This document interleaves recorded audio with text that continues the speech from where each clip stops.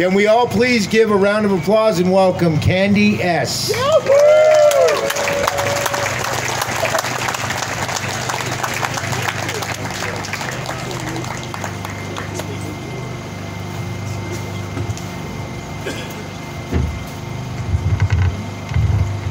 Wow.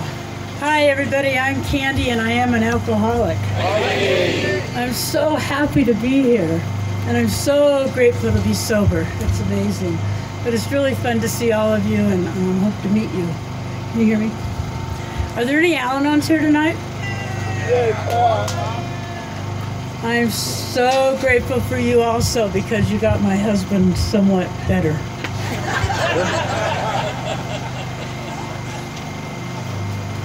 I'm sober today. My sobriety date is 11/1/89. But I'm going to tell you what it was like, what happened, and a little bit about what it's like today. A whole lot about it today, I hope. And today it's wonderful. I went to treatment when he first turned me in. I went to treatment. And I got 30 days of sobriety, and I got 31 days of sobriety, and that was it. And I did this 5 times. So it was a really, really struggle for me to get sober. I know that I used to say it's the hardest thing I ever did. I went to AA from after my first treatment. I loved AA, but I couldn't stay sober. And I blamed him, of course. And I had a couple drinking buddies that also blamed him and said that if he just quit watching you so much that you could probably just have a couple drinks now and then. And I liked that friend a lot more than I liked him at that time. But we struggled together through this, and I think in my story that you'll hear a lot of that. I was raised in an alcoholic home, but I did not know it. My father died when I was 10 years old from alcoholism. He from what I understand today and what I can go back and look at in my recovery is that he is what they called a periodic. Because I remember Daddy being around and I really, really thought he was wonderful, and then all of a sudden he'd be gone. And my older sisters, I was the youngest of 3, my older sisters used to tell me of stories later on of things that he did that really embarrassed him. I don't remember any of that, I was very young. But I went to school, well, I got up one morning, and this was the time he was gone, and my mother, there were us 3 girls in one little tiny bathroom, and we had a routine who gets to use the bathroom and get ready for school, and she would get ready for work because she raised us pretty much on her own. And I remember she got on the phone and she kind of cried that day, and she didn't get out of her bathrobe, and I thought, what's wrong with her? And I still to this day can kind of remember that I had a sassy attitude to her, and I had a lot of shame over that for quite a while, because I wasn't a kid that was like that normally, but I was upset that day. And I went to school, and it was the children on the playground that told me my daddy had burned down the building, the apartment building nearby our school in the little town we lived in. And before I know it, the principal called me into the office and had me sit down, and I'd never been in the principal's office. I was a good kid. And so before I know it, my grandmother came and picked me up and took me home.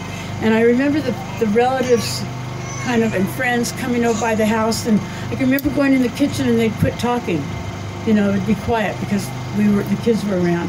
And the reason I go back to that is because there was so much secrecy that I grew up in, so much we don't talk about that. My mother would say, don't tell that you're a lock-key child, don't tell that we don't have daddy here, It was all secrets. And I didn't realize for many, many, many years, even in my recovery, how many secrets I had and how much dishonesty and untruth I had inside of me. I did not understand that until I got into the steps and worked with sponsorship. And it's a very important part of my recovery today. So this is what happened. I thought my daddy was a fireman and that's how he died until I was 42 years old, because my mother never ever said daddy was an alcoholic. And years later, I can tell you that Pat and I were going down to her house many years later, and we were going to be speaking in San Diego at a conference, and we went and visited her first, and then he got dressed up and whatnot, and she said, well, what do you tell him when you get up there? And I said, well, we tell him what it was like, what happened, and what it's like today, Mom. And she said, well, don't tell him everything, you know. And that story is important to me, and I share it with people because that's what happened. That's what I was like when I got here. Fortunately, after those 5 treatment centers, I got a sponsor, and she could help me. She could get that untruth out of me. I remember in treatment, I remember reading the big book, I remember doing all the work and saying, I never stole. I'm honest. I'm honest. You know, I never stole any candy bar. I hear in treatment, I hear kids stories they did, and I was like, I'm a good girl. I never thought anything was wrong with me until I got to Alcoholics Anonymous. And boy, did I get to work through all the different stages I was in with strong sponsorship. I don't want to sound like I'm bragging about this, but my sponsor was really rough and tough, and her sponsor was a therapist, and my sponsor was the first woman that got sober in California. And we went to her house once a week, and we had a meeting, and we sat down, and we did the steps, and we did the traditions, and we just worked rigorously on recovery. And I'm so grateful for that. I'm so grateful that I get to share that today with a lot of the newcomers that come in, and get to just really remind them of what it was like. So that's kind of what it was like. My husband and I did get back together at some point. He separated. He separated before my 5th, or I don't know when in there, sometime in that treatment center journey I was on. But my mother was coming up to visit before I got sober, and Pat had left. And she was coming to see the grandchildren on a Saturday. And I said, I had not told her that Pat moved out months before, because see, I knew how to keep secrets from my mom. I knew how to keep secrets from everybody. So I didn't tell her. And when she got to the front door is when she found out. And I went in and I called I drank until she got to our doorstep, and I had alcohol. Well, when he first moved out, I thought, oh, this is wonderful. He's gone. I can drink like a lady. You know, he's not here. I can drink like a lady. And I had this little dog. He couldn't take the dog to the apartment with the kids, so I kept our dog. And our dog would bark if the car next door drove in their driveway, or somebody went down the street, and he just barked a lot. And so I decided to give Magnum, my sobriety dog, I call him, a little tiny bit of vodka on a plate in the kitchen. And he'd drink that vodka, lap it up, and he'd pass out. And then I could drink like the lady I wanted to be, because there wasn't Pat watching me, the dog wasn't barking, and I could just drink like I wanted to. And so I drank like that until my mom got to the front door that particular Saturday. And I had it hidden all over the house. I was a good one, as I didn't tell truth and I kept secrets. I was also a hider.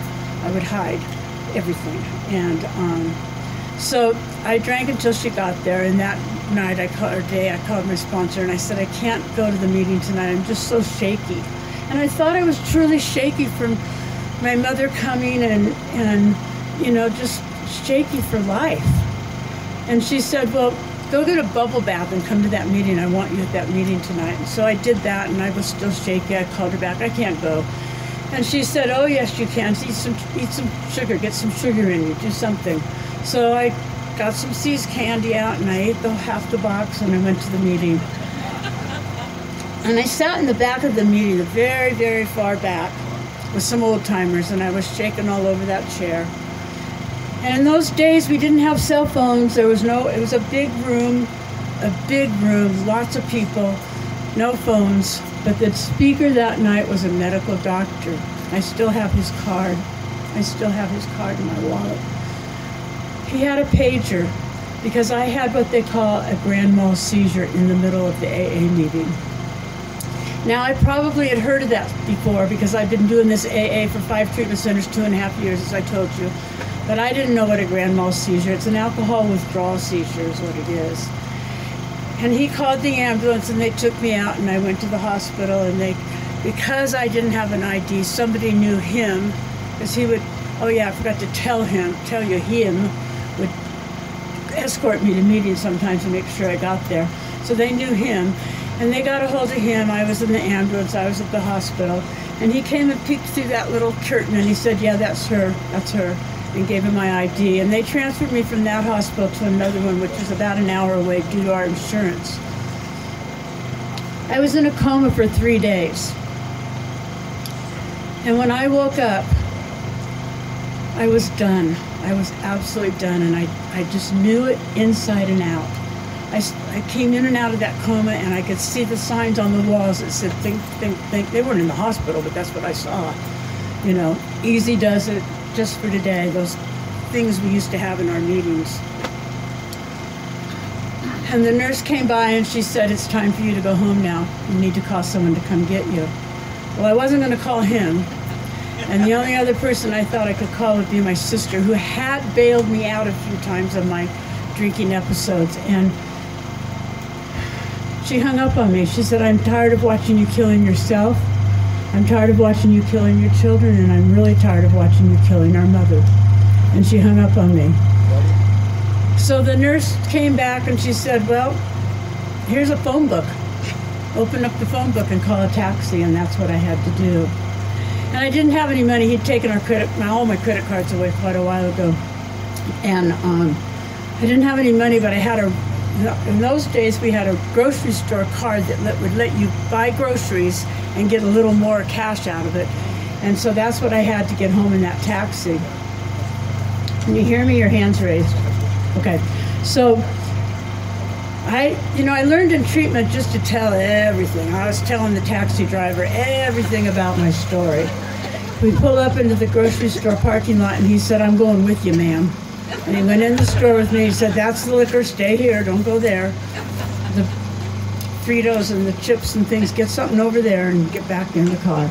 And I had to pay him at that time $60, which was a lot of money back then, to get home. And that's what I did. And I always said I had an Alan Nonick taxi driver, but whatever. And I got home and I changed my clothes and I went right to a meeting. I knew where every single meeting was. It wasn't too long before my daughter came over, and she was just appalled. She said, what are you doing here, Mom? You're not supposed to be here. And the look on her face, I could never, ever get out of my memory.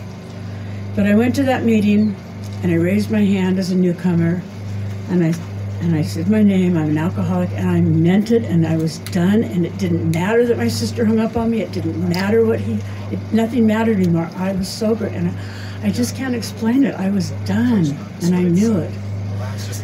So fast forward, I got into meetings. I got into working with my sponsor. She was finally not hanging up on me every time I call her, and I knew for sure she liked him better than me, because I would just call and whine and complain and moan and groan about him, and she'd say, let's talk about you.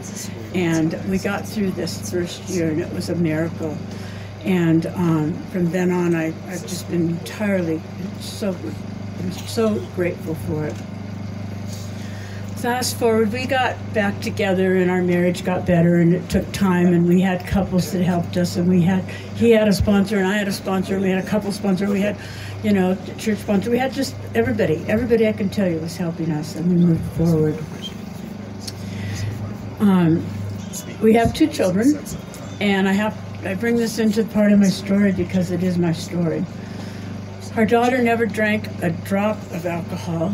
She got very involved in Al-Anon. She was in Al-Anon for 14 years. She had a sponsor. She sponsored gals. The 2 of us went to a woman-to-woman conference for many, many years together. And many years. That was a large women's conference in California that was put on by a couple it was an AA Al-Anon conference of 350 women, and we went year after year. And our son got out of high school, and he was fooling around with alcohol now and then, like kids do. I remember the first time he got a DUI. I called my sponsor crying and weeping and carrying on. She said, did they keep him overnight? And I said, no, because he wasn't even 21. And she said, oh, darn. And I thought, what? It's my son, And sure enough, I thought, he's just a teenager. He's just doing what all the other kids do. And I can remember one time when he and his friends came home, and they were sleeping on the floor in our family room, and the next day they got up and and they were going to go to McDonald's, and I ran out the driveway and rolled down their window, and I said, you know, if you don't turn your clicker on, or if you run through whatever you do, you'll still get another DUI because it's on your breath and it lasts so long. I mean, I was such a righteous, new, sober mother that I had to tell him everything and how to stay out of trouble and whatnot. But he is sober today, 8 years. He went to jail 7 times. So, it's in our family, it's in our disease, it is in our family. And that's been a real road of recovery for me, because as much as I've worked the steps for myself, I've worked them over and over again. I continually do that. I said just last week, been a rough week for us. I said, I wake up and I say, I'm powerless over the alcoholic, and my life is unmanageable. I don't really have an urge or a wanting and wish to drink today, but I sure do want all the people I'm involved with that aren't sober. I sure want them here, like all of you. I think it's wonderful. But as I go on, we got moved around a couple times. We had to leave California. It wasn't really, really, really by choice. It was one of those 2008 periods that economy got bad, retirement started, and so forth, and we got moved. And I really did miss my home group. I missed my people. I missed that woman-to-woman's conference. But I did exactly what I did when I first got sober. I went to 3 meetings a day. I got involved. I got on committees. I just worked into the program again, and that's what saved me, because it was really hard to move and leave my home group. And we've been just blessed with Alcoholics Anonymous everywhere we've been. We've moved again. They say we're from St. George right now, but we also have, I'll put a little plug in for this, we also, is where I met JR, and I want to thank him for getting me up here. We have a little place up in Beaver, Utah. And we have a big camp pension up there in September, and Labor Day, Memorial Day, whatever that is. And that's where we've made connection with JR. And I've always wanted to come to this one for 4 years now. I've been trying to get over here, so I'm really glad I'm here tonight. But that's what I did. I got real involved in AA and had to find new home groups and new fellowship and new people, and it's so easy to do. I'm going to tell you about our daughter. Our son is sober today, but our daughter had those 14 years and never drank a bit of alcohol. She had a tough time with a couple pregnancies, lost twins at the very end of her pregnancy. Had to do that in vitro thing, and she had a lot of trouble with that. And she met her husband at an AA meeting that I happened to be secretary at that time at. She met him, and he had 6 years of sobriety. He's still sober today and in our lives. And we're very grateful for our son-in-law, John. It was actually on my 25th AA birthday, we lost our daughter. And we lost her to a pill addiction. And it was a surprise to us. It was a total surprise, because we had this son I'm telling you about that was in and out, in and out, in and out. I was coming home from that women's conference one time. I had picked up the speaker that was from Salt Lake City at a little Ontario airport to take her up the mountain in Big Bear, California. And I picked up the speaker and I drove her up there, and my daughter met me and our friends and everybody. And we had had some suspicions that she wasn't right, but she wasn't drinking. And coming down that hill, Pamela, the sponsor, the big book thumper from Salt Lake, said, yeah, your daughter's into something, because I was suspicious. I wasn't sure. And somebody's calling Larry. So anyway, I remember barely going. Anyway, so we're driving down the hill, and I'm taking her back to the airport, and she confirmed my suspicion. She confirmed it. And I dropped her off at the airport. I was a little bit uptight, you might say. And I get a phone call, and the phone call is my son's roommate, saying he's in jail. He's in jail. So it was his last trip to jail. So I had to put one here and one there. And I bring this into my story. I know I'm here to tell my alcoholic story as an alcoholic, but I have Al-Anon in me now too. And so I came down that road and got the phone call from him, and my suspicion and my confirmation from the speaker from Salt Lake, and it all happened. And I went back, and I remember telling my daughter one morning, that something about I was up all night with her youngest baby, and she slept in and whatever, and she said, I'm so tired. And I said, well, we're all tired and whatever. And I was saying something to her, and she got up and left, and she ran out, and she came back. I talked to my sponsor. She said, you're taking my inventory. And I went, oh, okay. So I was really in a turmoil with this family disease that we had going. And I tried my best to just keep working my AA program, talking to my sponsors, doing the step work, doing the writings, doing the journaling, everything I could do. And we lost our daughter to this disease. The reason I talk about it today, it'll be 9 years coming up, is because it's all over. I mean, the disease is everywhere. And I sponsor a lot of ladies now. I went to a meeting last night in St. George, and the gal that sat down next to me was crying and crying and crying, and her daughter-in-law had just that day been killed in her car. She hit another car and hurt a passenger and kept going, and the police chased, and she was killed instantly. That was last night. And the night before, Wednesday night, I was at a meeting, and the gal sitting down next to me had the same similar story. It's just on my mind right now. It's part of me right now. It's just holding those girls so special to me and so tight, because I know that when it happened to us, this is what I tell everybody. The fellowship held us up. I was in a complete shock. I was totally in shock. I couldn't function. My sponsor came over, one of my sponsees came over, handled everything. The Al-Anon women started bringing food, started holding my hand, started helping me, held my husband's hand. I mean, they just took care of everything, and that's what the fellowship does. This is what we're taught to do. You know, we're taught to give it away, to keep it. And I'm so grateful for the fellowship. I would never turn down an AA request, not for anything. I would never not call a girl. I've been having some challenges in my recovery. We've gotten through that story, and I won't elaborate anymore. And our son is sober, and I won't elaborate on that.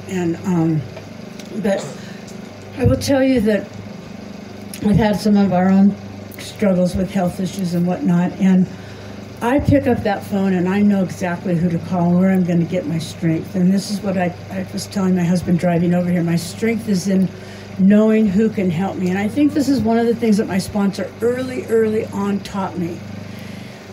I've told so many girls that she knew how to get those truths out of me. She would tell me, you're not honest right now. And I wouldn't know what she's talking about, but she could pull that out of me. And then I would go home and I'd think it through, and I'd read the book, and I'd write, and I'd journal, and 2 days later I'd see, that's what she meant, that's what she was talking about. Because as a recovering alcoholic, especially when you're new, and I still carry this on with me, is that we have feelings, we have so many feelings, but we don't really identify them. We don't identify them right away. When a sponsee calls me and tells me what's going on, I can identify what's going on. And quite often I know how to fix her problems, not mine, And I always thank my higher power. How did I get those words? Where did those come from? It's because I'm passing down what was passed on to me, but I can also associate with the struggle that she's having. And that's what I'm at today. I remember my sponsor early on. I had a business. I ran my own business for 28 years in sobriety and a little bit towards the end of my drinking. I had my own business. I was going to branch off, by the way, before I got those 5 treatments out of my way. I was going to branch off and open a sober store. Back then they sold jewelry and all those kind of things. You go and get the books and the bookmarks. And I was going to call it Sometimes Sober Sobriety Candy Store. Sometimes Sober Store is what I was going to call it. And it, I didn't stay sober, it didn't fly. But I even looked at a building and got all the little paraphernalia and whatever. So anyway, but I go back to the fact that my sponsor, I did have my own legitimate business for 20-some years, and she would tell me, I can't help you. I can't help you with that business question you have, or that that accounting thing about the taxes and this, that. But call Debbie. Debbie has a lot of experience in that.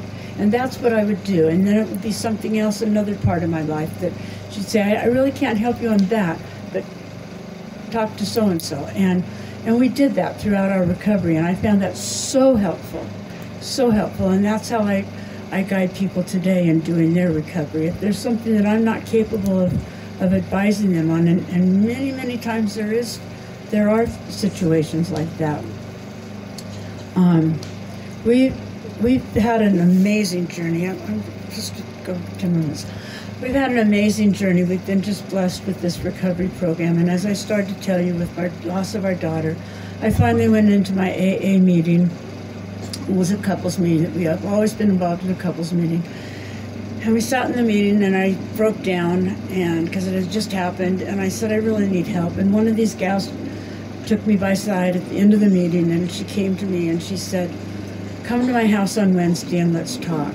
And she had about 6 years less sobriety than I had. It didn't matter. And she had a lot of Al-Anon in her. And she told me things like this. She said, when we moved into this gated community that we live in,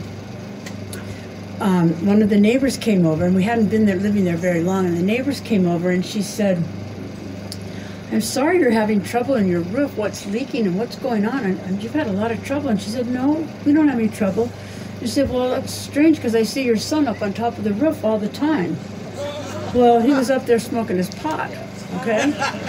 So I felt comfortable with this gal that had a lot of Al-Anon, which scared the dickens out of me. I had no reason to go to Al-Anon because I was a sober member of AA, thank you. But I had this child, And when she was able to tell me that story, I said, oh. And so it came up, she said, now how's your son getting to work without a driver's license? I said, well, I drive him, I told her. You drive him to his job? Yeah, I drive him there. And she said, well, why did you, well, he's a chicken. He was a chicken in this great big chicken outfit with a sign that said, come to our chicken fast food on the corner. And I didn't want my neighbors, friends, and my clients in my store to see my chicken son out there. So I drove him. Made sense to me. But I got started in that sister program, I call it, not by choice, but because I needed to be there, just like I needed to join Alcoholics Anonymous when I finally got there. I didn't think I needed AA for a long time. I thought if he'd leave me alone, I could be just fine and drink like a lady. And I blamed everything out there. I blamed everything that was going on. And today I quit the blaming game. Today I stay sober by working the steps and working with my sponsor and working with other people and doing committee work, like I said. And so that's how that kind of progressed for me. I know there's a lot of different kinds of meetings going on today, and I will tell you that I started a meeting. I go to a meeting that is alcoholic women working the Al-Anon steps, and we don't try to do anything different than to read the Al-Anon book about how it works and how to help others, because there are so many people out there that have children, that have, there's a gal in there that has a sister-in-law and no children of her own, but we have so many people that we're affected by. And I think as alcoholics, we know that we need to stay out of their business. We need to be attraction, not promotion, but it's really hard not to fix it if we think we can, So that's what that meeting is, and we don't try to do anything different than just to read through their big book, which is called How It Works. And we go back to our big book when we finish the Al-Anon book. And we go back and we read a chapter at a time, a paragraph at a time, and share, pass, paragraph at a time, or share, whatever. And it's working for us today. I can also say that we've been very, very fortunate to know people all over in Alcoholics Anonymous, because we have been able to be blessed to travel and do things that we could never could have done without the sobriety that I have and the fellowship that he has. I also, I always say I have to thank all those Al-Anon women that got him, well, better. Let's just say better. When he first went in, he's got more time than I. He claims he has more time than I. But, well, that's what he claims. I often said, how come they don't take cakes at Al-Anon on your birth dates? Because they slip all the time, right? But literally, I thank all the women, because in the beginning, they just all loved him. He was the only man, only guy that would ever go to those women's meetings, and that's his story. You'll get to hear his part of this. He'll get to hear his defense tomorrow when he shares his rebuttal. Thank you. Yes. And I'll be there to correct it. You know, I'm so blessed. We have so much fun. There's so many times they say, go call your sponsor. I don't want to hear about it. There was a time in our early recovery that he would call my sponsor and say she's drinking again. So I'd go in the other room. That's when we had phones in different bedrooms. I'd call his sponsor and say, he's calling my sponsor again. And that's how we got here. And there was a time that he followed me, he came to my work, he saw me go out the back. I'd go out the back to the parking lot, to through the alley to get in my car to go home. And I'd see his little red Jeep sitting on the side watching me, see if I was going. And so I spotted him doing that. So one night I decided I'm going to park my car up above where he parked, sitting there watching me, and drink my beer, sitting in my car watching him, trying to watch me, who's not coming out. I mean, those were the games we played, you know. We were just really, really sick. And so, you know, it's really wonderful that we can talk about these stories and share about them and laugh about them today. But it's been very helpful to be here, and I'm so excited to be here. We wanted to, I was telling JR, I was going to go to school here. There's supposed to be a college here, right? I was going to go, that was a lot of years ago. I'm old, see? I came to look at Flagstaff and then ended up going to ASU instead, but it was a little teeny tiny town, Flagstaff. It was a little tiny school, and it's just grown like crazy. We couldn't believe how big this town is now. But it's wonderful. I love the camp out. I wish I could have a tent here. We used to do those things, and I would love to participate and get to know you and meet all of you. I'd love to shake your hands, give you hugs, and check your recovery too. So thank you so much for having me, and